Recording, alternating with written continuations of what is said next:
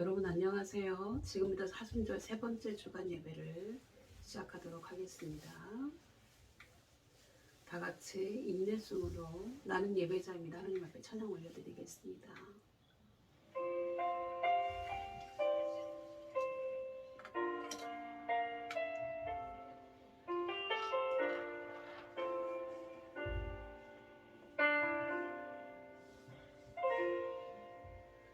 나는 하나님을 예배하는 예배자입니다. 내가 서 있는 곳 어디서나 하나님을 예배합니다.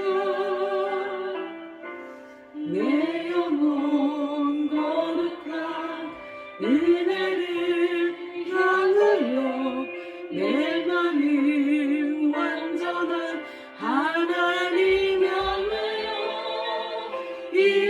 이곳에서 바로 이 시간 하나님을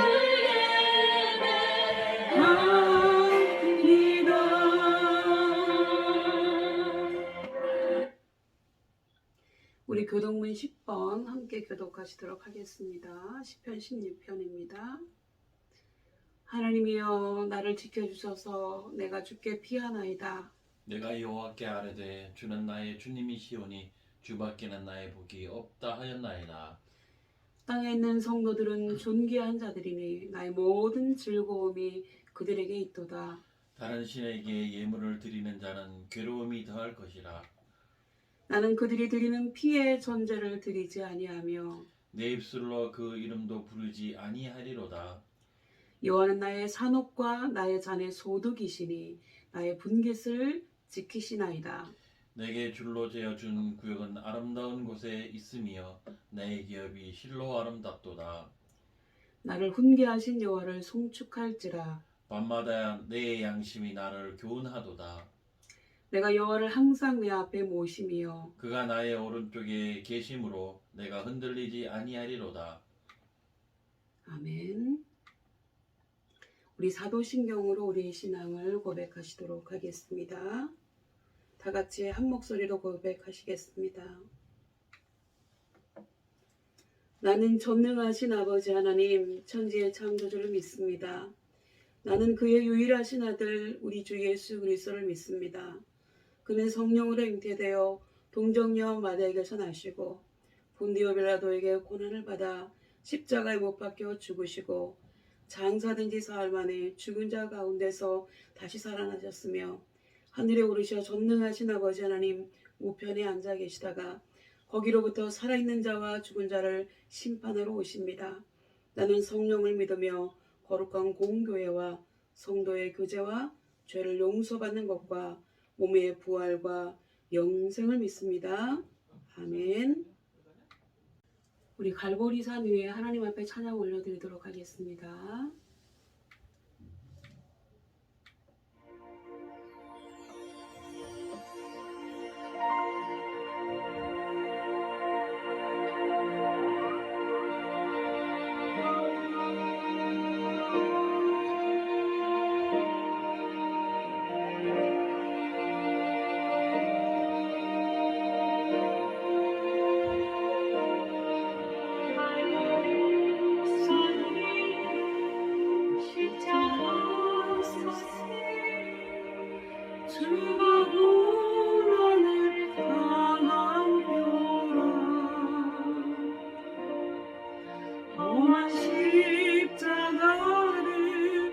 내가 사랑하는 주와 부여를 의미하여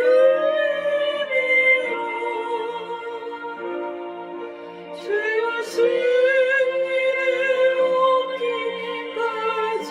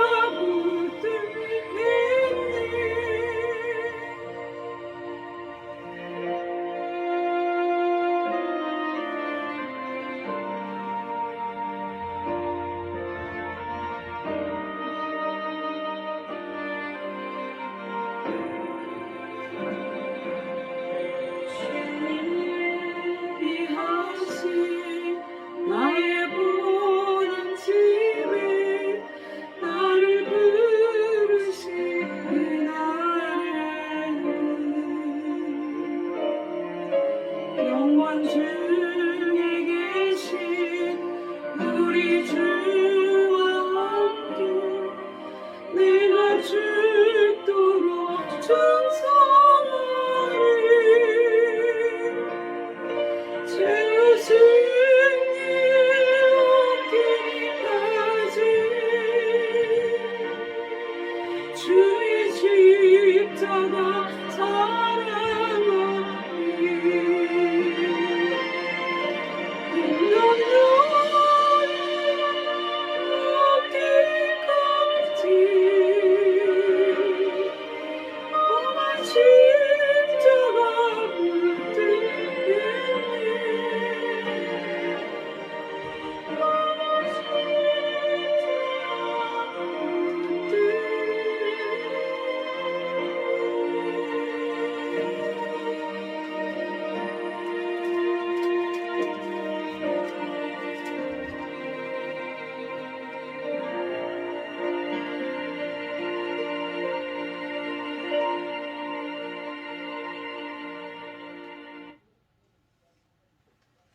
예, 이제 하나님 말씀 봉독하도록 하겠습니다. 열왕기상 17장 8절에서 16절까지의 말씀입니다. 제가 한 절, 여러분이 한 절 이렇게 교독하시도록 하겠습니다. 열왕기상 17장 8절에서 16절까지의 말씀, 구약성경 544페이지입니다. 제가 먼저 17장 8절 읽겠습니다. 여호와의 말씀이 엘리야에게 임하여 이르시되 너는 일어나 시돈에 속한 사르밧으로 가서 거기 머물라. 내가 그곳 과부에게 명령하여 내게 음식을 주게 하였느니라. 그가 일어나 사르밧으로 가서 성문에 이를 때 한 과부가 그곳에서 나뭇가지를 줍는지라. 이에 불러 이르되 청하건대 그릇에 물을 조금 가져다가 내가 마시게 하라.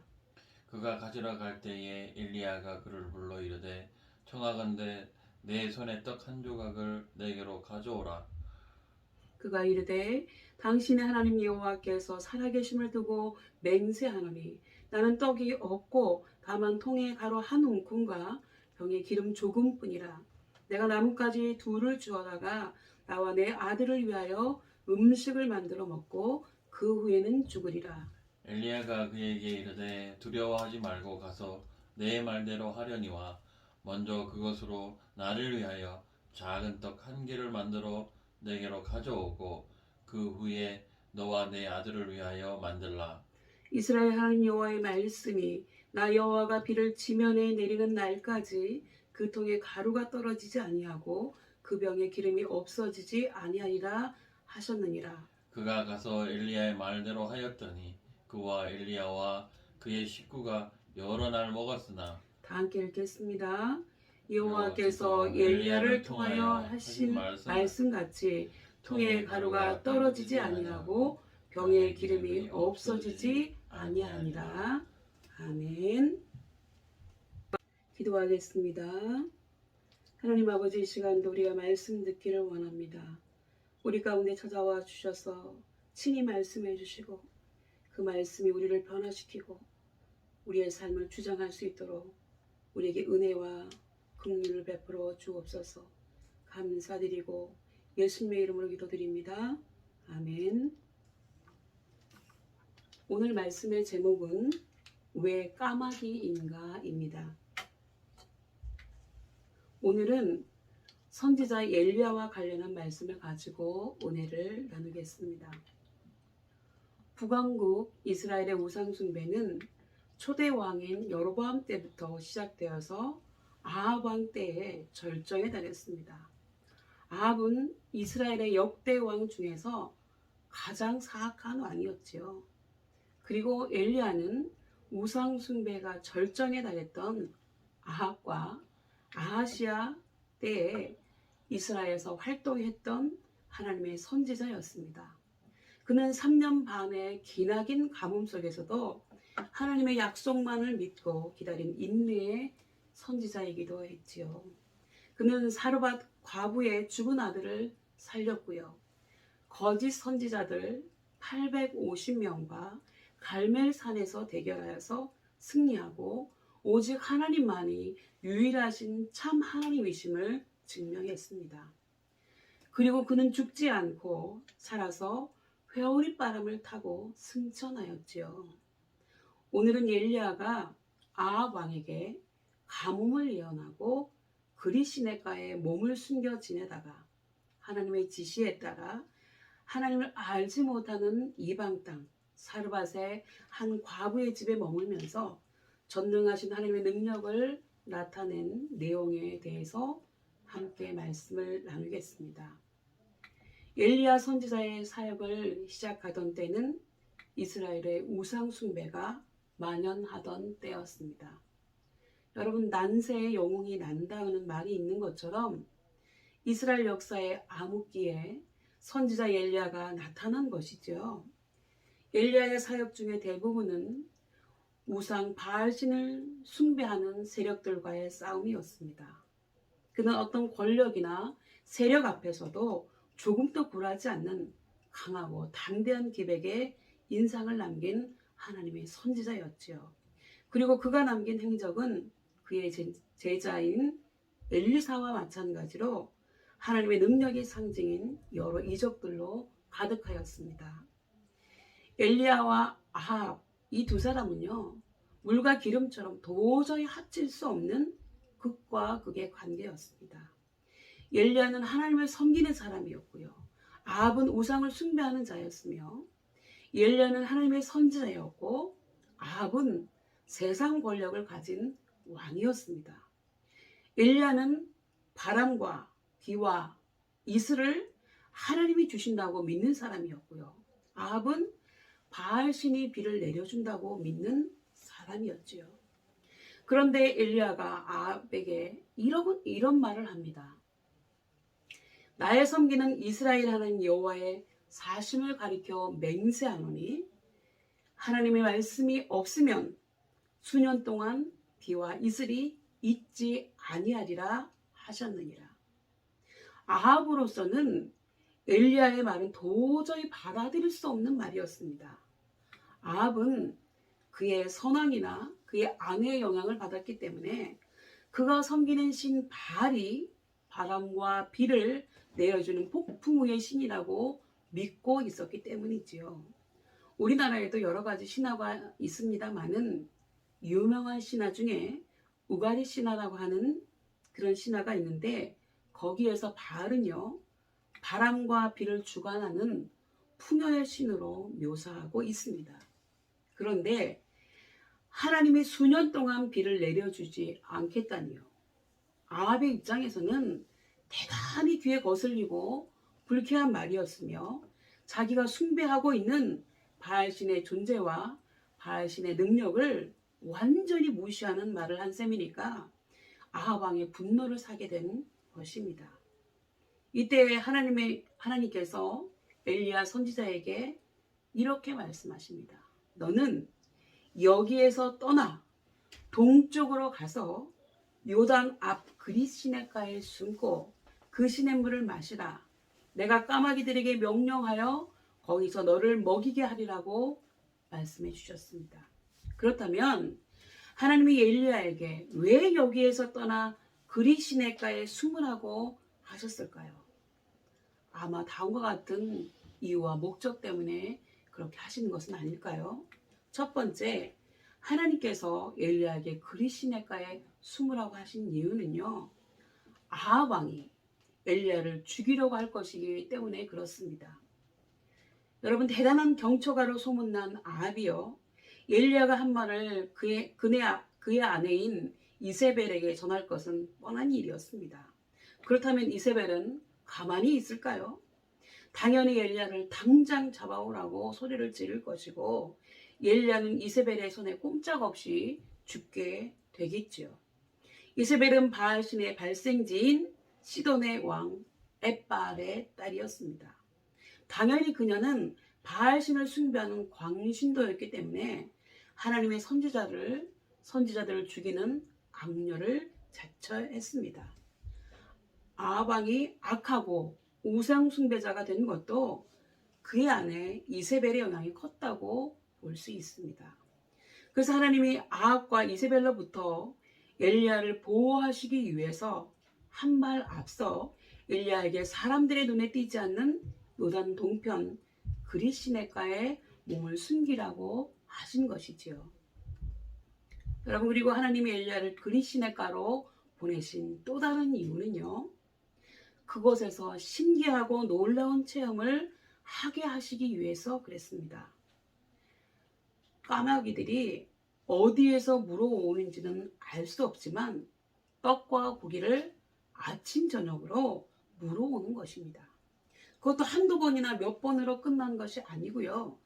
그릿시냇물이 마를 때까지 여러 달 동안을 아침 저녁으로 떡과 고기를 날라다가 엘리야를 먹이니까 참으로 이것은 신기하고 놀라운 일이 아니겠습니까? 여러분, 그릿시냇가는요, 와디라고 하는데 이 와디라고 하는 단어의 의미는요, 평상시에는 물이 흐르지 않다가 비가 많이 오게 되면 흐르게 되는 하천이라고 하는 뜻이 있습니다. 우리나라 강원도에도 제가 놀러 가 보니까 비와야 폭포길이라고 하는 그런 지명도 있더라고요.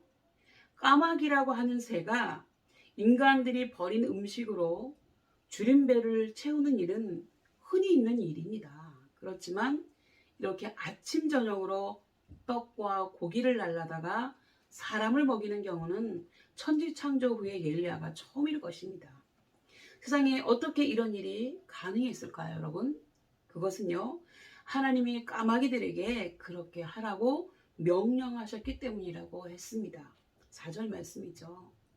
이렇게 까마귀들도 하나님의 명령에 따라서 엘리야가 먹을 것을 날라다 먹인 것입니다. 그렇기 때문에요, 하나님께 불순종하는 사람들은 까마귀만도 못한 사람이라고, 까마귀만도 못한 인간이라고 할 수 있습니다.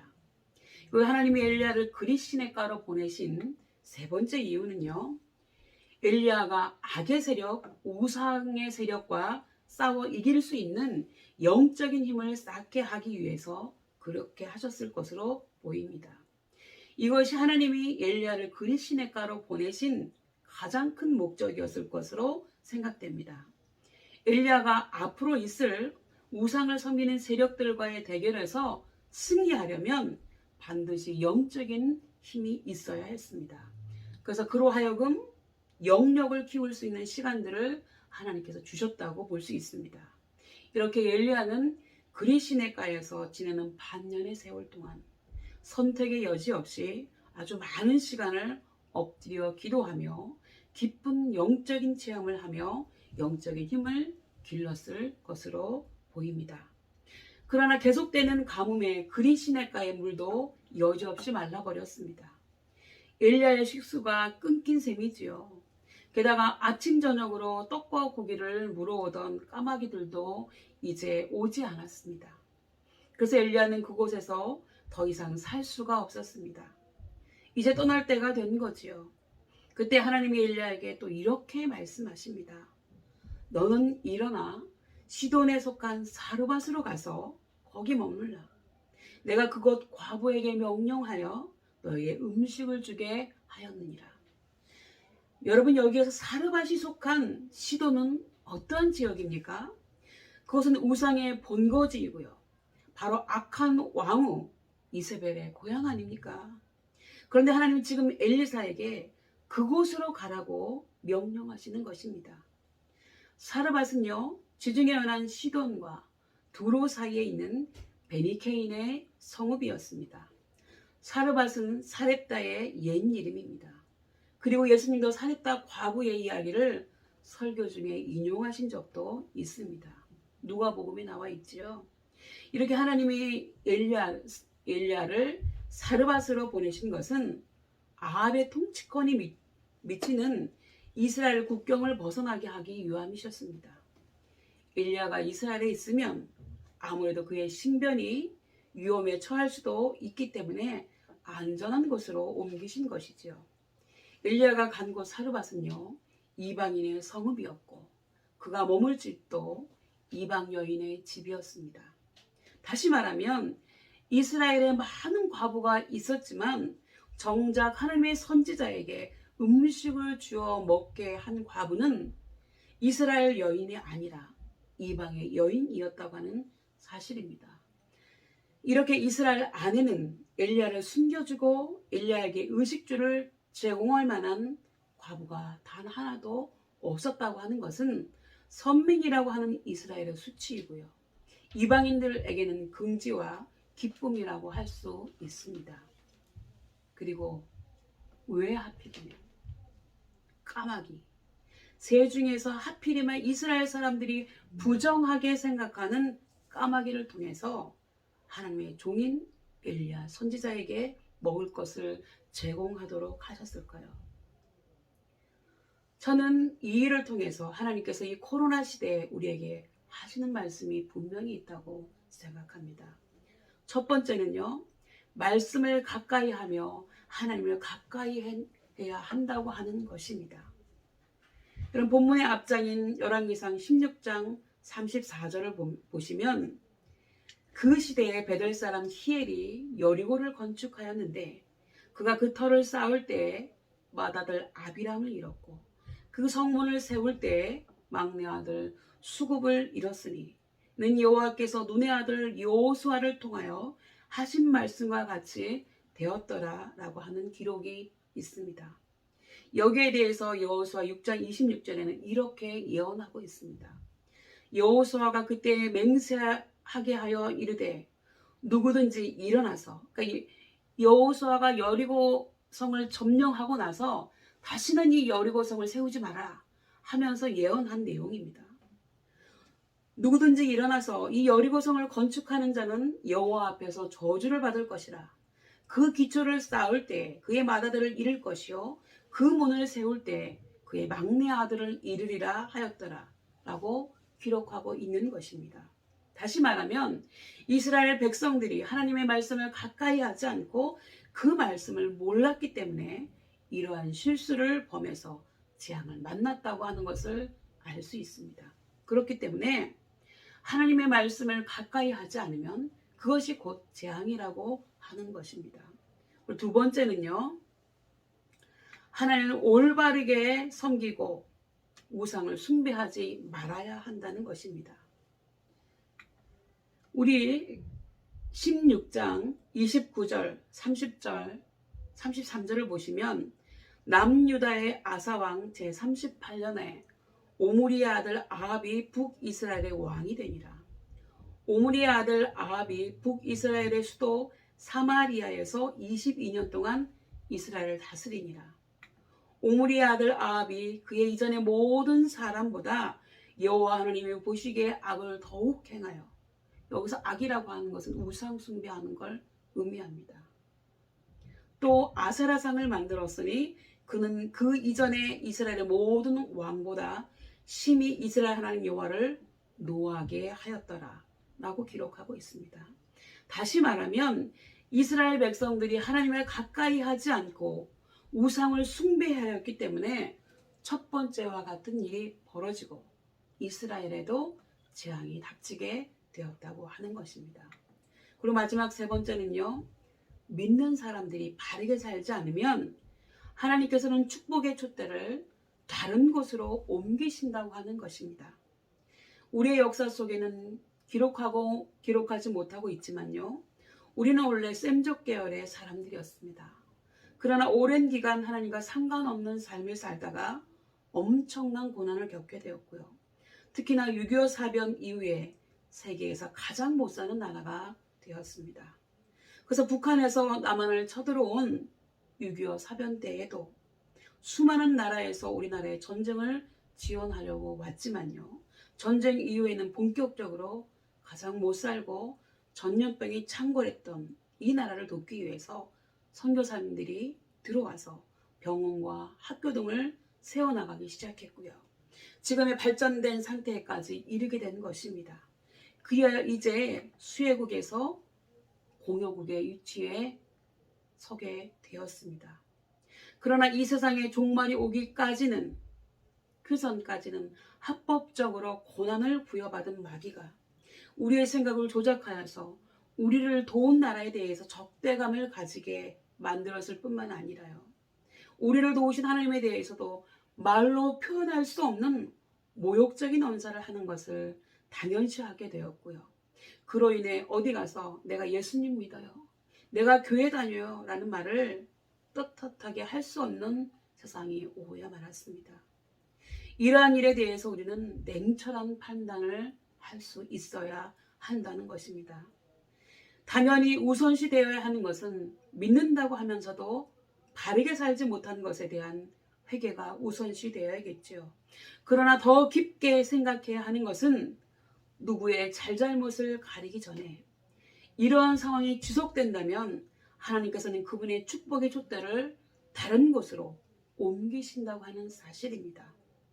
마치 오늘 본문에서 이스라엘에 많은 과부가 있었음에도 불구하고 하나님을 믿는 신앙의 사람이 적었던 이방신을 섬기는 나라에서 믿음을 키웠던 사르밧 과부에게 하나님이 일을 시키셨던 것처럼 이스라엘 사람들이 그리고 더럽고 부정하게 생각했던 까마귀를 사용하셔서 하나님의 종을 먹이신 것처럼 말입니다. 여러분, 세상이 어떠하든지 간에 하나님의 사람이 어떠하든 하나님은 언제나 그분의 일을 멈추지 않으신다는 사실을 여러분 믿으시기 바랍니다.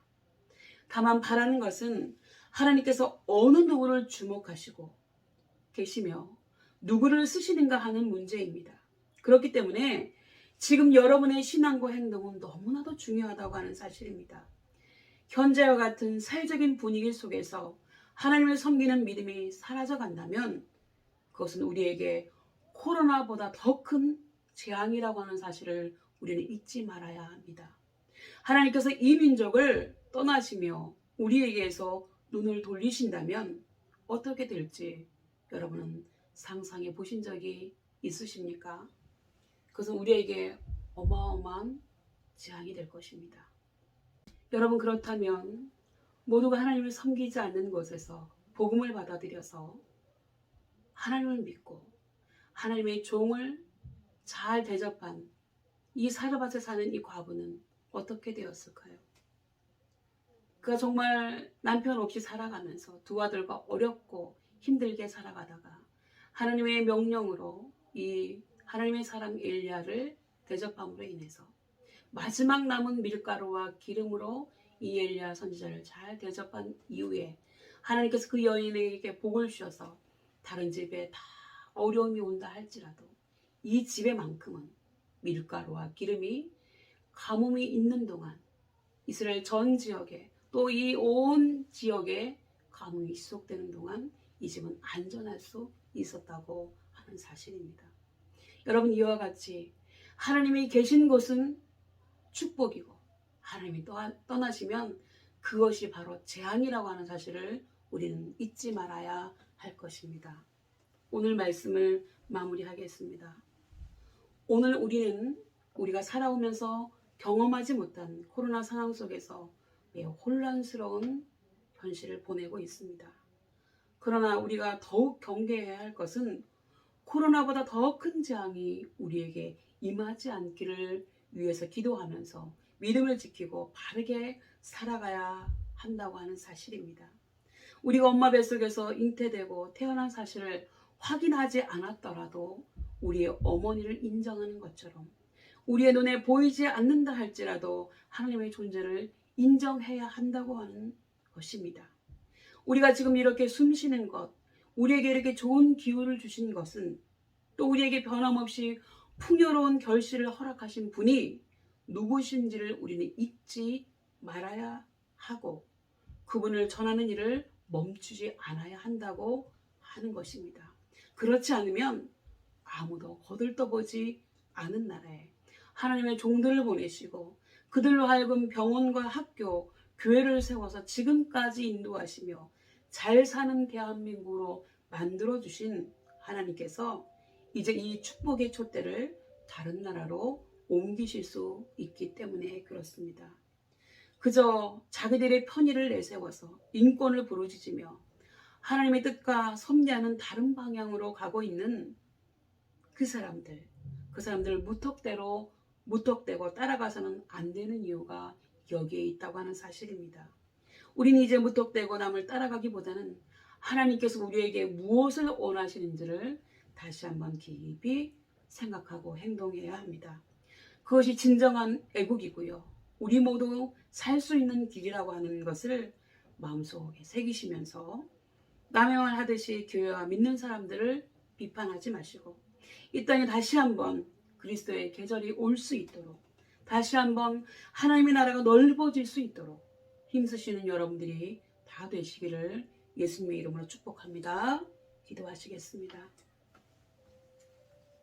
하나님, 우리가 예수님께서 우리를 위해서 십자가를 지신 것을 깊이 생각하는 이 사순절 기간에 우리 앞에 놓인 진정한 유기에 대해서 생각할 수 있는 시간을 주신 것에 대해서 감사드립니다.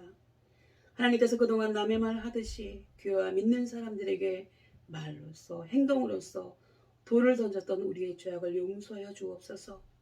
누가 뭐라고 해도 하나님께서는 우리에게 엄청난 은혜를 베풀어 주셨습니다. 하나님의 종들에게 찾아가셔서 온갖 전염병이 창궐하는 제일 못 사는 나라 대한민국으로 가라고 말씀해 주셨고요. 그분들은 그 명령을 따라서 이 나라에 도착하여 의료와 교육, 재정적인 지원을 아끼지 않았기 때문에 지금 우리는 우리를 돕던 어느 나라도 상상하지 못할 만큼 발전했습니다. 그러나 우리는 이 모든 것이 우리 민족이 우수해서 된 것이라고 착각하고 우리를 돕는 나라를 적대시하고 우리를 돕고 계신 하나님을 향하여 마치 바벨탑을 쌓고 하나님을 향해서 삿대질을 하던 배은망덕한 사람들처럼 온갖 모욕적인 언사를 하고 있습니다. 그러나 하나님께서 우리를 불쌍히 여기셔서 우리에게서 축복의 촛대를 옮기지 마시고 다시 한번 우리에게 기회를 주시옵소서. 그 일을 위해 여기에 모인 우리 모두가 올바른 믿음을 가지고 깨어서 기도하며 노아 시대처럼 많은 사람들이 비웃는다 할지라도 우리에게 은혜를 베푸신 하나님을 담대하게 전할 수 있는 믿음과 용기를 주옵소서. 그리하여 다시 그리스도의 계절이 오게 하시며 다시 이 나라가 하나님의 은혜 가운데 있게 도와주옵소서. 우리의 부족함을 책망하지 않으시는 예수님의 이름으로 기도드립니다. 아멘.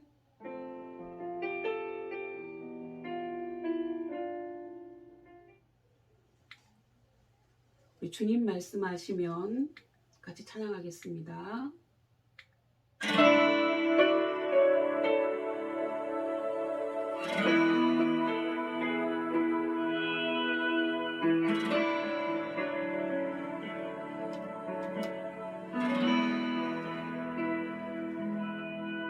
주님 말씀하시면 내가 나가리라. 주님 뜻이 아니면 내가 멈춰서리라.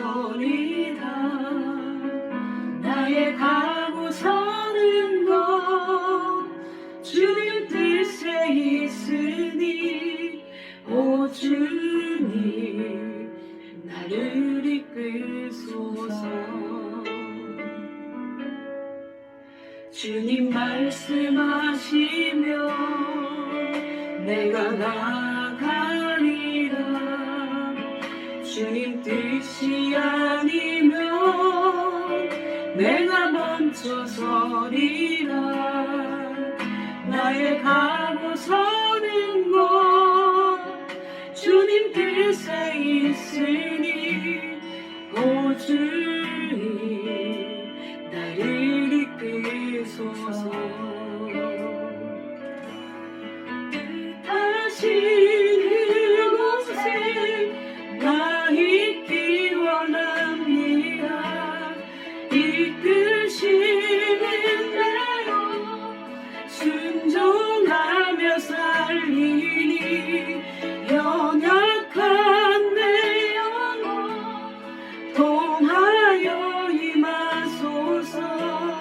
주님 나라와 그 뜻을 위하여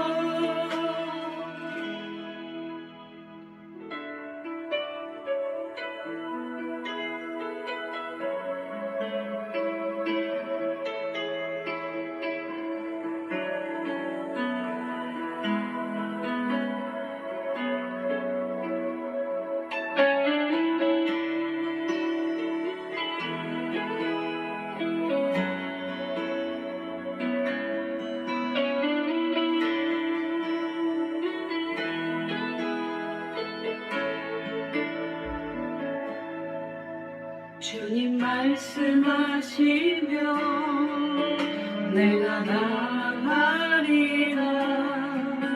주님 뜻이 아니면 내가 멈춰 서리라. 나의 가고 서는 곳 주님 뜻에 있으니 오 주님 나를 이끄소서. 뜻하신 그곳에 나 있기 원합니다. 이끄시는 대로 순종하며 살리니 연약한 내 영혼 동하여 임하소서. 주님 나라와 그 뜻을 위하여 뜻하신 그곳에 나 있기 원합니다.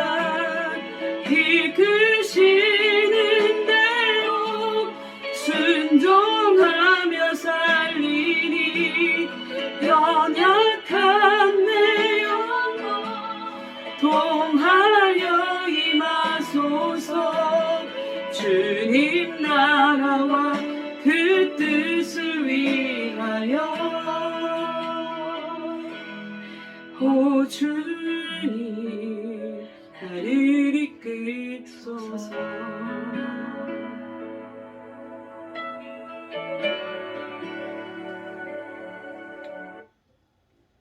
우리 지금은 헌금 시간입니다. 하나님 앞에 감사의 기도 제목 또 소원의 기도 제목 또 헌금 올려드리도록 하겠습니다.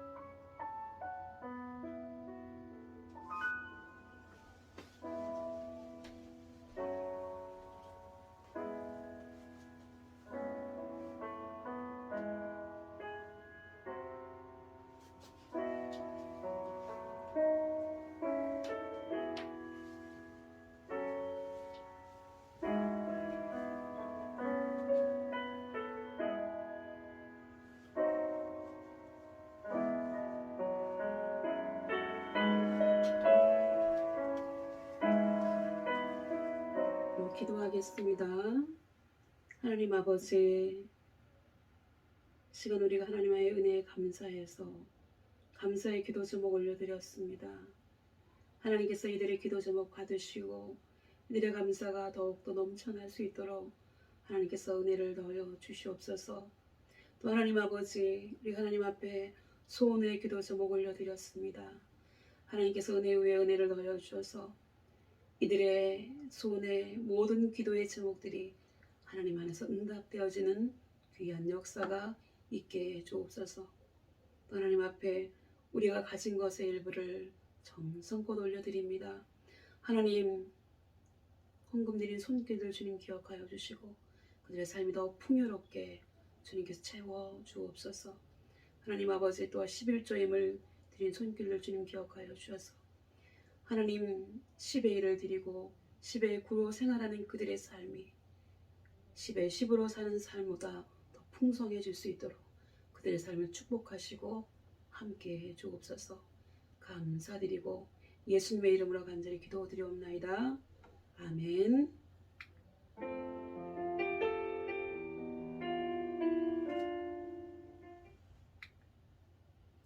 여러분, 이제 제가 축도하고 예배는 마치도록 하겠습니다. 다 같이 기도하겠습니다. 지금은 교회의 머리가 되시며 우리의 영원한 구원자 되시는 우리 주 예수 그리스도의 은혜와 하나밖에 없는 외아들도 아끼지 않으시고 우리의 죄를 대속해 주시기 위해 화목제물로 되어주신 하나님 아버지의 사랑과 우리 앞에 놓인 진정한 위기는 코로나가 아니라 우리가 하나님을 잊어버리고 도리어 하나님을 향해 모욕적인 엄살을 함으로 인해 우리나라에서 하나님의 축복의 촛대가 옮겨지는 것이라는 사실을 깨닫게 하시는 성령님의 감화감동 충만하심이 이제 남의 말 하듯이 교회를 향해서 믿는 사람들을 향해서 내뱉던 비난과 욕설을 멈추고 다시 한번 이 땅에 그리스도의 계절이 오게 하며 하나님의 축복을 머물게 할 축복의 통로로서의 삶을 살아가기를 다짐하고 결단하는 우리 모든 신우들 머리 위에와 우리가 속한 교회와 대대와 간부님들, 신들 머리 위에 특히나 대대장님 머리 위에 지금부터 영원토록 함께 하시기를 간절히 축원하옵나이다. 아멘. 여러분 감사합니다. 예배는 마쳤습니다. 다음에 뵙도록 하겠습니다.